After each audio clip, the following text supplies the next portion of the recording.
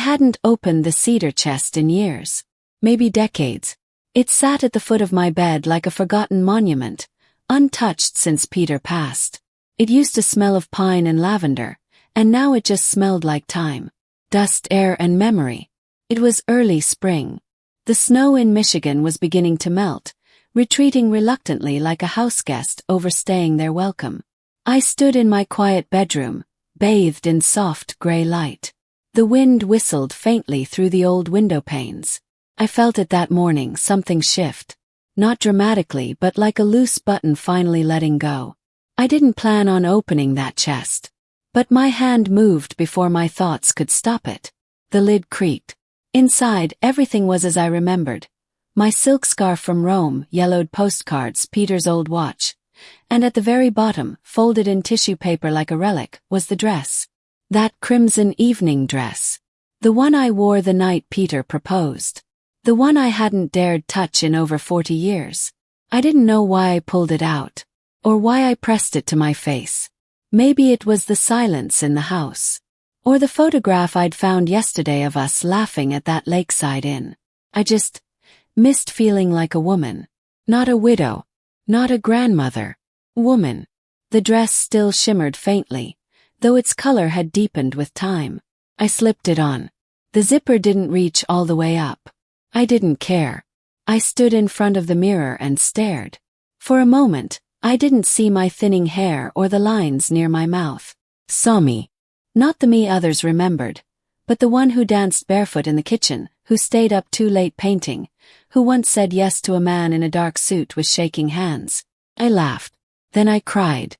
Then I sat down, still wearing the dress, and watched the snow drip from the edge of the roof like tears unburdened. The next day, I signed up for a watercolor class at the community center. It wasn't about the dress. Not really. It was about remembering that I am still here. That age is not absence, and time doesn't erase who we once were. It tucks us inside cedar chests and waits for us to come looking. That first class was awkward. My hands trembled. But the instructor, a gentle woman named Elise, smiled like she saw something in me that even I hadn't remembered was there. By the third week, I painted a red silk dress blowing in the wind. Others in the class were curious about me. I was quiet but not cold. They asked about my art. I told them little stories. Elise and I began staying after class.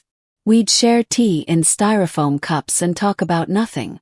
It was the kind of nothing that meant everything. I told her about Peter. About our travels. About the small life we built. I didn't cry. Not like I thought I would. One rainy afternoon, Elise asked if I ever wore the dress again. I hesitated. Then told her the truth. I wore it once. Alone. But I would wear it again one day. Not to mourn what was, but to honor what still is. And so we planned it. Small art show. Nothing extravagant. Just a gathering of women from the community center. I displayed my paintings. 12 in total. Each one reflected something I'd tucked away. A memory, a place, a feeling. On opening night I wore the red dress. This time the zipper did reach. Not because I'd shrunk but because I stood taller. Women approached me. They didn't comment on my age or ask about my husband. They talked about color. About emotion. One said she hadn't painted in years but now would. Smiled. That night I walked home in the rain. The same kind of drizzle that followed us on our honeymoon in Paris. I looked up. The moon was hiding behind clouds, but I didn't mind. Sometimes not being seen gives you the freedom to truly show up. The next morning I opened the cedar chest again. Not to hide the dress away, but to take out the scarf from Rome. I had a sudden urge to wear it while making breakfast. It's funny what changes when you remember who you are. Not who you've been told to be.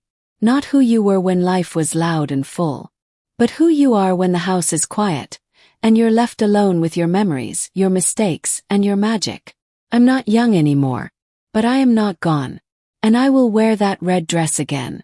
Maybe not for anyone else. Maybe just for the mirror. For the woman who waited patiently in a cedar chest all these years.